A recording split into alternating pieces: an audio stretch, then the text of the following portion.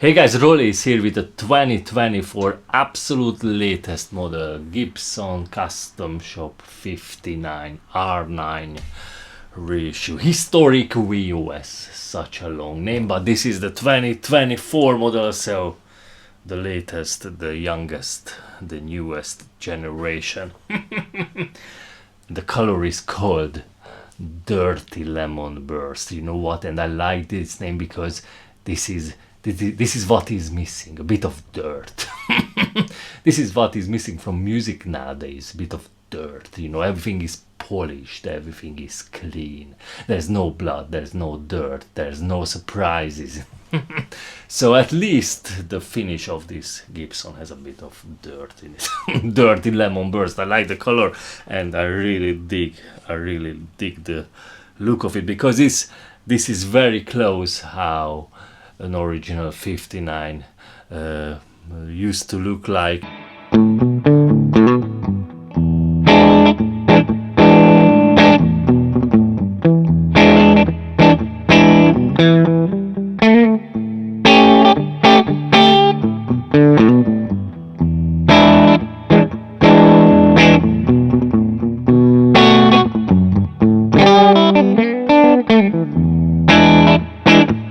You know, if you have a look at some original 59s on the internet, they never had that big chunky flames and you know, those unrealistic flames. This is the real deal. This is how a real 59 looked like. So a very nice figuring. So in 1959 Gibson realized that this top is very attractive, so they started selling these guitars with beautiful flame tops, but not you know, they didn't overdo it like nowadays. There are some R9s on the market that are just unrealistic, you know, where very big flames and things like that. While this one though has very significant, prominent, beautiful, unique figuring.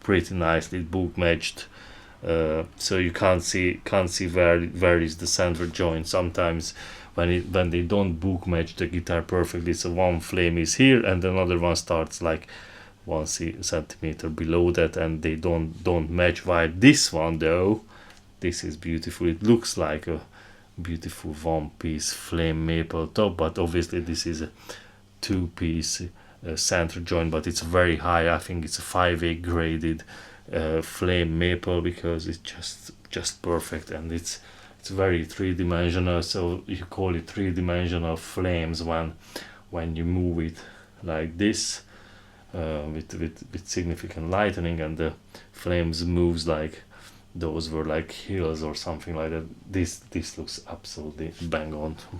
This very nice, very nice flame maple.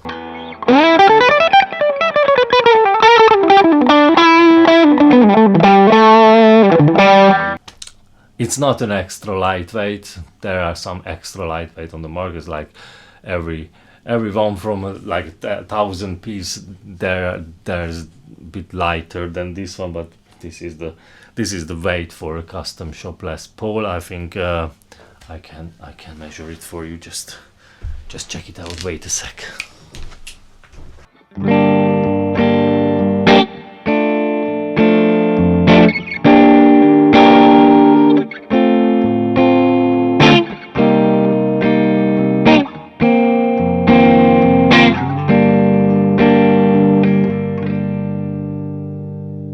Yes, so yes, exactly what I said. So it's 4.1 kilo, but maybe 4 kilo or something like that. So it's not an extra lightweight. It's definitely not a heavy one. All the Les Paul standards nowadays, the non-chambered modern Les Paul standards go around 4.5 kilos, while this one is like 4 kilo.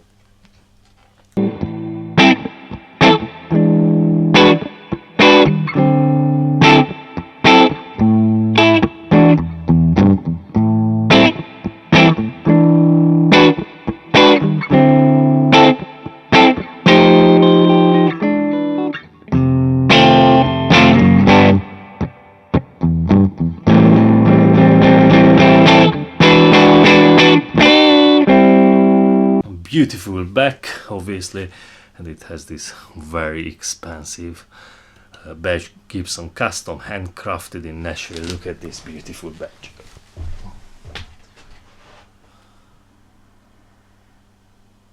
Hope you can see it, and hope you can see the beautiful frames if I turn them. Oh man, this is a nice guitar. This is a very nice guitar, and yes, so this has everything what Gibson can offer nowadays. This is the top of the range model, the 59, the most expensive custom shop model. Only the Murphy lab aged, those chemically aged in a lab, Murphy lab aged guitars are more expensive than this one. This is the top of the range VOS model, so the metal parts are not shiny, and the finish is not gloss, so they just buffed it, so the top, the finish looks a bit dull. That's the VOS for you, and the metal parts, they age the metal parts, but that's it. So there's no dings, dents, buckle marks done in a lab with a hammer. Fucking stupid idea. I don't understand. I don't get it. I don't even want to talk about it. Some people pay an extra £1,000 on top of this very expensive guitar just for buying an unartificially aged guitar, aged in a lab with some chemicals and some hammers. Why you can buy this one and start playing on it, leaving out on a stand and get some sunshine, and then the temperature drops in your room and things like that, so all is going to age naturally beautifully. These guitars got that very very thin nitro finish that is ultra sensitive for your hands acidity. It's sensitive to everything, so even just a bit of wind and it starts a little crack, but that's normal. That's how it meant to be. That's how the originals were. That's why Gibson does it. That's why Gibson do it like that. So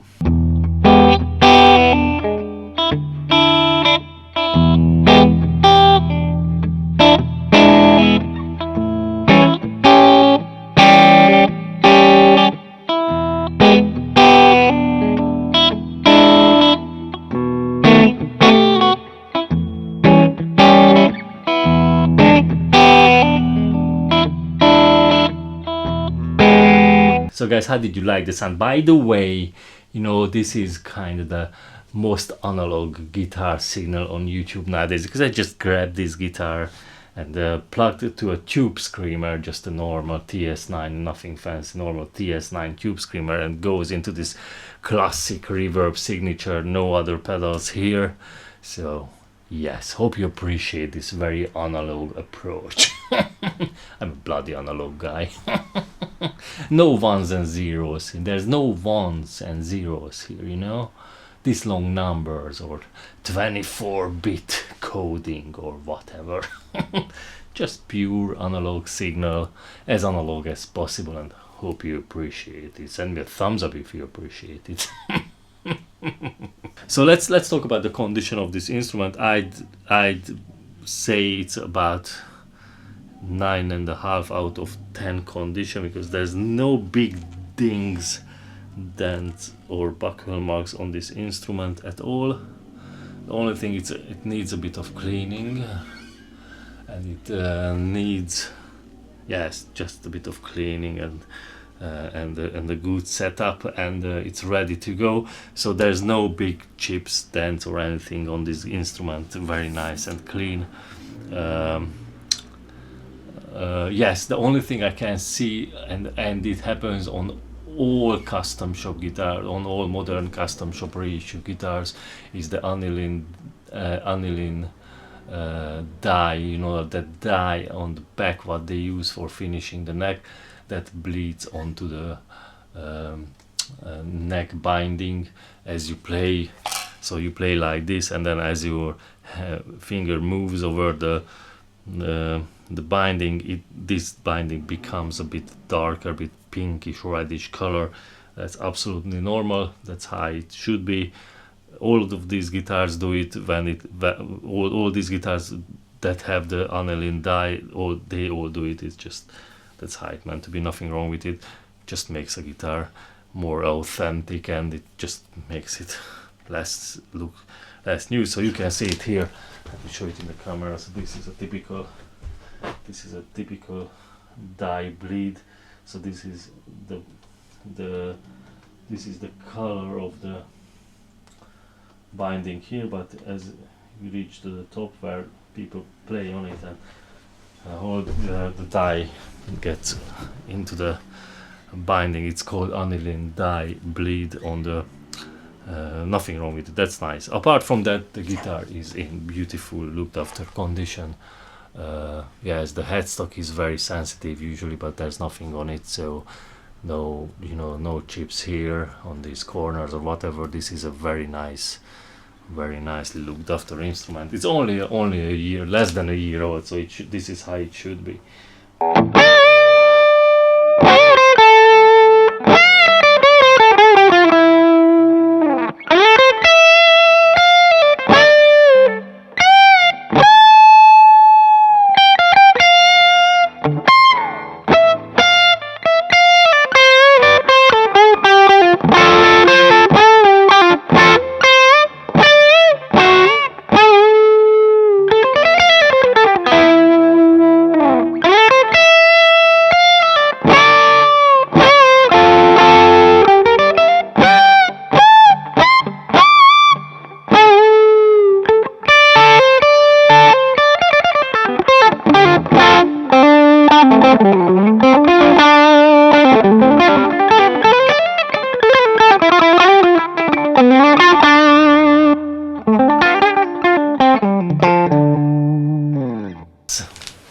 And there's a new rule here at Rolly's Guitar. So whenever I get a very special guitar,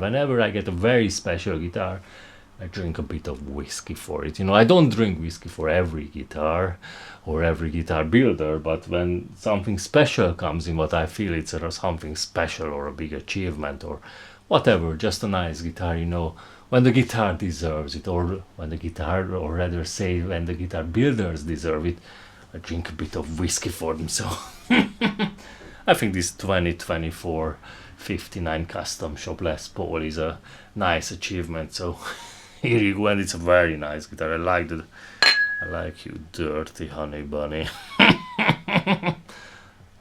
The dirtier the better.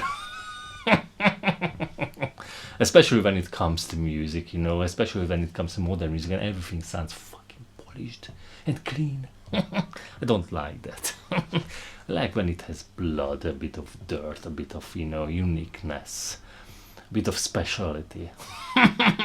So, a dirty lemon burst, Gibson Les Paul. You can't go wrong with it, you know, you can't go wrong with these guitars. So, yes.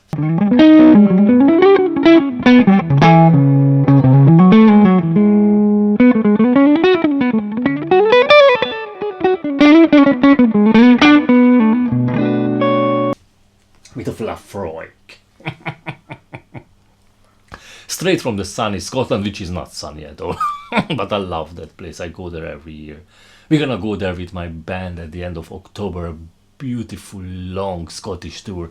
5 gigs in a row, from Aberdeen to Glasgow to Edinburgh to Kinross.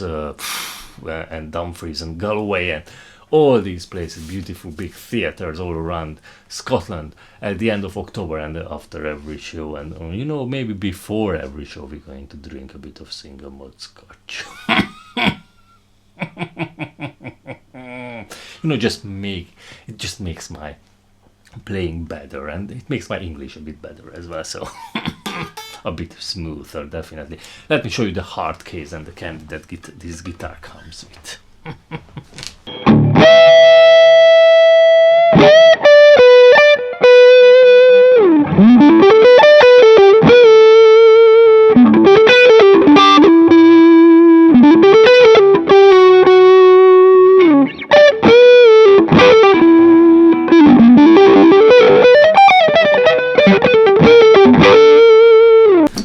Oh man, so yes, look at the hard case, it's as new as the guitar.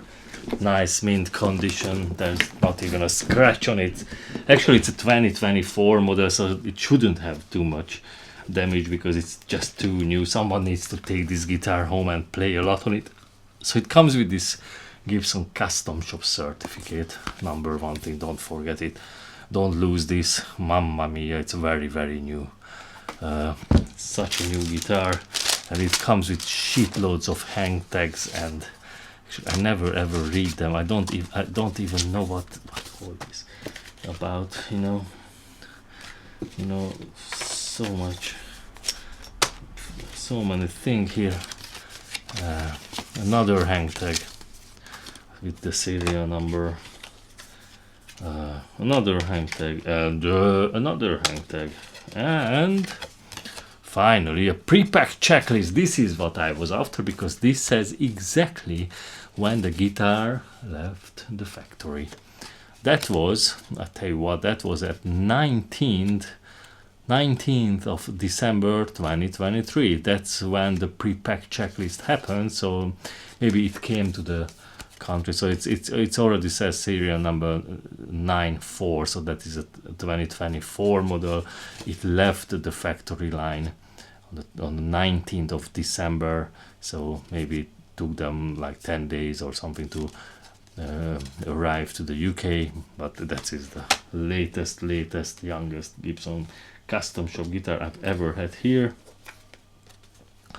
And another hang tag, and it comes with this blank or whatever plain back plate. If you want to hide this is a Gibson Custom Shop guitar, you can hide it with that one. Even the hard case, designed in Nashville, made in Costa Rica. Even the hard case was made in August in 2023. So everything is pretty new. You won't find a newer guitar on the second-hand market, I think, and you won't find a cleaner example. This is beautiful. Even the hard case, so check it out on rolliesguitars.co.uk. You won't be disappointed if you're after a 59. This is the latest model, 2024 Gibson Custom Shop 59 Reissue.